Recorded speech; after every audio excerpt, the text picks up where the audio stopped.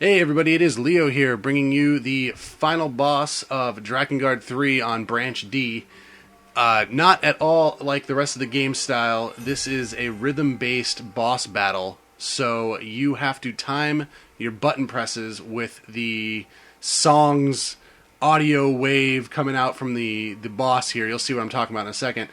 Basically, you can use any button on the controller, so whatever you feel most comfortable with using. Stick to that and don't change it up throughout the whole fight. Otherwise, you'll probably confuse yourself. The other thing I did was I found a video on YouTube that allows you to kind of have a visual aid, because this part is simple enough. You can see it coming right at you, and pretty much right when it hits Mikhail, you want to hit your button. But as the fight drags on, you completely lose visual on him. The camera starts fucking with you and going all over the place. So it helps to have a visual aid on the side. And yeah, I would recommend using it. Yeah, whatever, if it's a cheat, it's a cheat. I don't care. It's the easiest way to get this done. It's pretty much a 7-minute process with no checkpoints. So doing it legit can be really frustrating. Hell, doing it the way I did it was still really frustrating at times.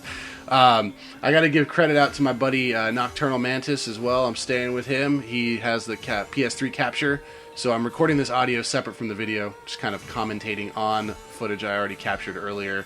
So a little different format than how I normally do this, but so you see here now that this first phase you can get through pretty naturally. I did it on my own without that visual aid, but then each sister starts coming out on the petals of the flower, and they have different pace of the song, that different rhythm or tempo. That's the word I'm looking for. Different tempo on the song, and they also start to move the camera around at this point to kind of, I don't know, compensate for the fact you're flying around giant statues, I don't know, or just to screw with you probably, really. But and after a while, there's times I'm like, why are they just showing this face of this bitch up close and not me? I don't care. Fuck. So they do like to burst out in quick succession of 3s, and then also quick 2 like that, and then a 1 will be lagging behind it usually. But at this point, you can already tell it'd be impossible almost to know where you are if you're looking at just the screen to do it that way, legitimately. So once the third sister comes out, the tempo picks up a little bit more again. And I think this is the one that starts putting blasts of 4 out in a row. I'm not 100% sure. You'll see here, I'll try to give my best tips on the later part of the fight, because that was the part that screwed me up even with the visual aid on YouTube. Yeah, that was a 4, I think, right there. So it's pretty cool. Definitely a cool concept, but they really made it painfully brutal. It would have been nice of them to at least give you a checkpoint after, I don't know, a couple of the sisters, if they just still wanted to make it hard. They didn't have to give you one after every single or something, but anything at all would have been nice. Poor freaking Mantis is sitting here. It took me like an hour to finally get this right. And thank God I think he just left it recording every time, huh? Probably. Yeah, because he didn't know when it was going to happen. See, so there's the 4 starts coming out a little bit more regularly. And they're not too hard to deal with. You know, it's just that 1, 2, 3, 4 kind of thing. But then this part is one of the first places I started struggling with. I'm like, what the hell? I don't want to look at this ugly bitch. I want to see where I am. And you can't. I mean, you get an ear for it after a while. You hear the little ding coming from the boss, and you know after a couple seconds, based on the tempos, when you have to hit it. But it I don't know, it spooked me a little bit to not be able to see myself.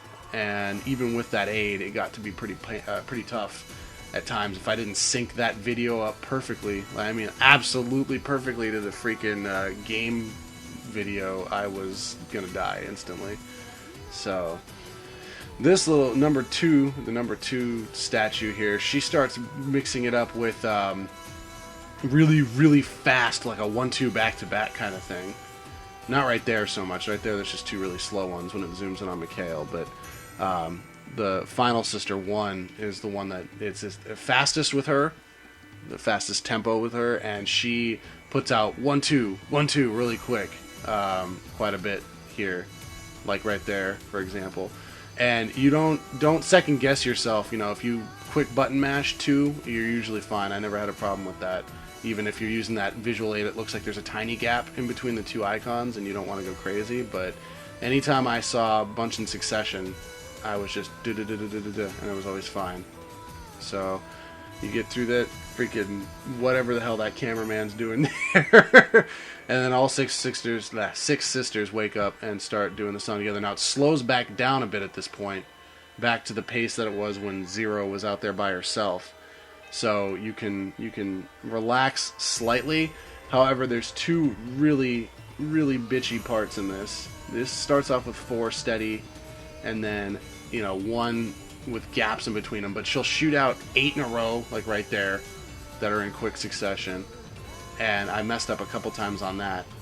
And then there's one that'll come up here in I think about maybe 10 seconds or so, where it's 6 really quick, then a tiny gap, and a 7th one.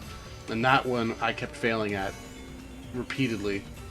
And then she'll do another 8 really quick in a row. Here's the 6 with the gap, I think. Let me see. It's the first time I actually really watched it at this point. Yeah.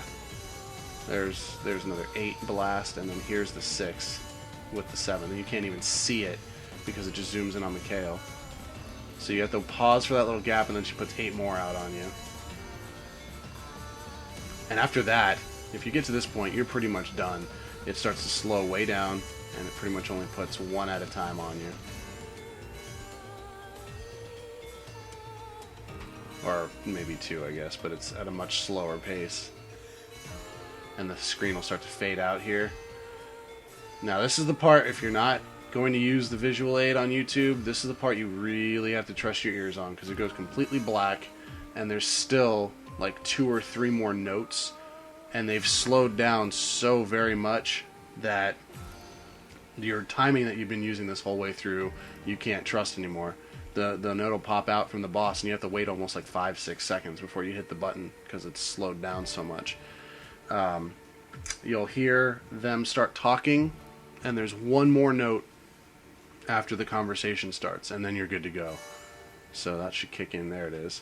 There's 1 more note like right around here, and once you hit it, you're done. You can put the controller down and enjoy the ending of the game, which, as far as I'm concerned, was kind of interesting. I'll let it get to that point before I start really talking about it. But you get your nice little touching moment here with Zero and Mikhail, where she's finally like, "Oh my god, I love you, you're such a good dragon." And then he just melts her face off. I haven't done any real research yet to where this ties into the timeline of the whole series, but I'm thinking that this is supposed to be a prequel to the rest of them. Mostly because I feel like I remember in the first game them talking about like some ancient legend of 6 goddesses or something like that.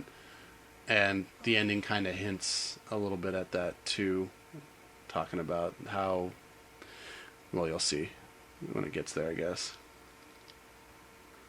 Yeah, here we go. So he's like, where's the best shot? Where's the best angle? Cat sneeze in the background.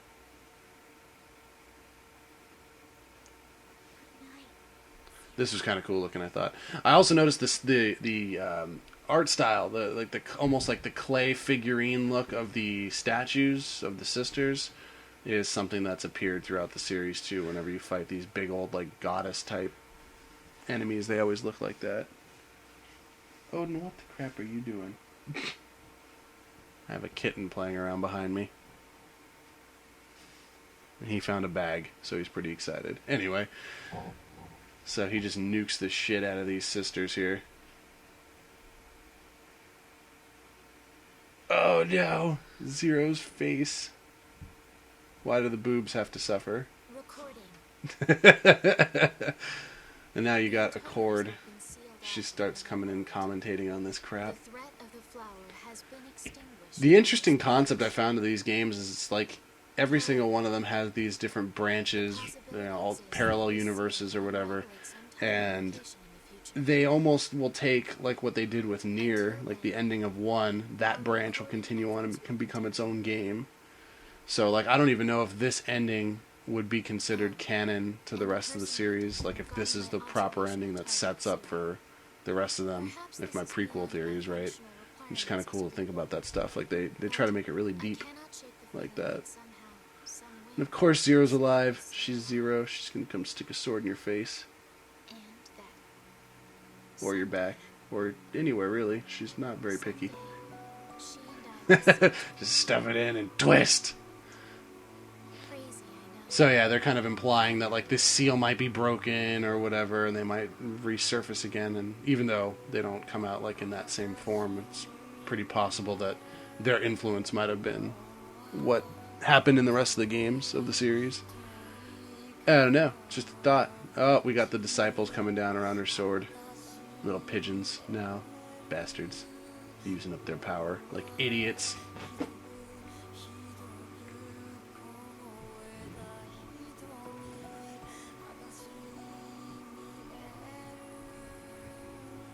Alright. So I kind of started to let the credits run here because the song was cool.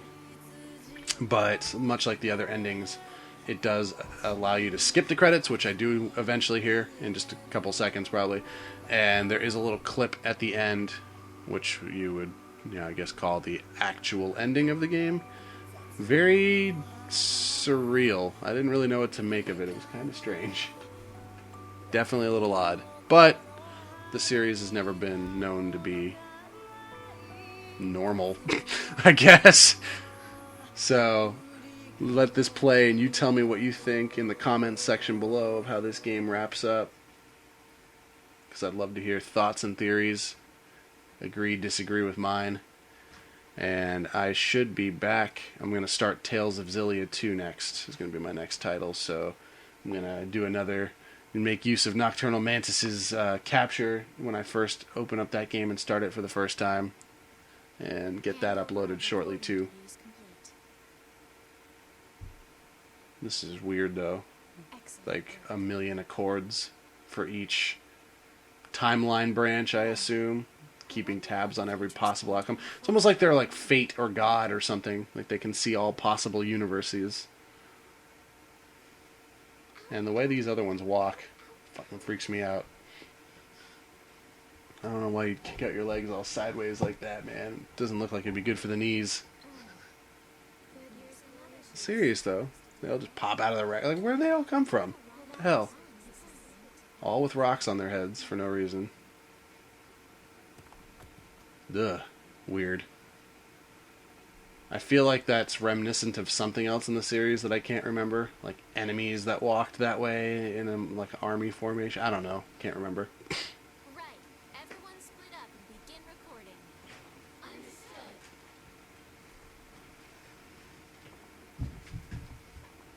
Either way, she sends them all off on their different ways and says, "Oh, go record everything! Yay, let's be cool."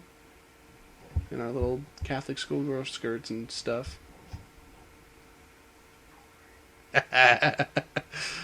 Oh, God. Then, of course, in true awesome fashion, they decided to break the fourth wall right here. Or maybe not right this second. Yeah, no. It's not with her, it's with the last one. I think the one that actually interacted with you in the storyline is what she's supposed to be.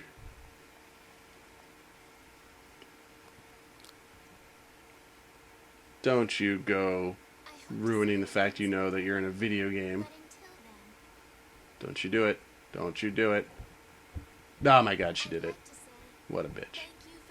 I laughed pretty hard when I saw that though the first time.